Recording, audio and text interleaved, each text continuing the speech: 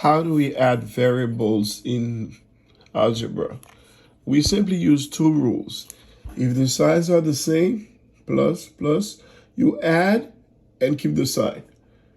A plus A is 2A. Let's go over another example. 3A plus 2A equals 5A. The signs are the same. We just add them and we keep the plus sign. Now, what if the signs are different?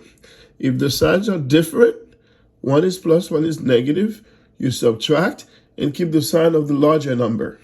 If the larger number is positive, we know our answer will be positive.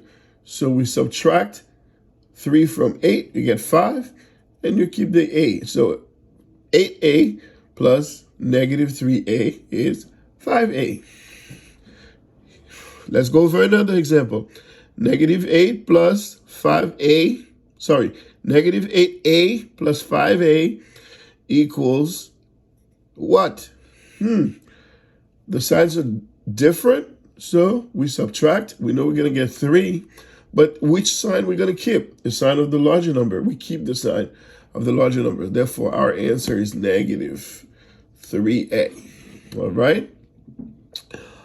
If the signs are the same, what do we do? Again, remember the first example? If the signs are the same, we add 10A plus 2A. Negative 10A plus negative 2A. The signs are the same, so we add 10 plus 2 is 12, so we keep the negative sign.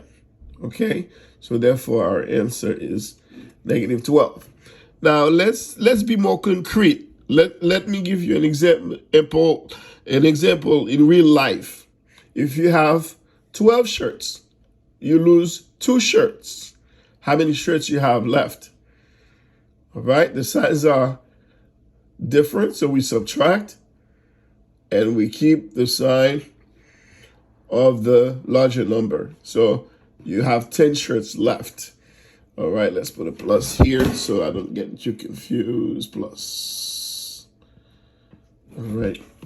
Now, what if you lose 10 apples plus you lose 2 apples? How many apples did you lose? Well, in total, you lost 12 apples. 12 apples.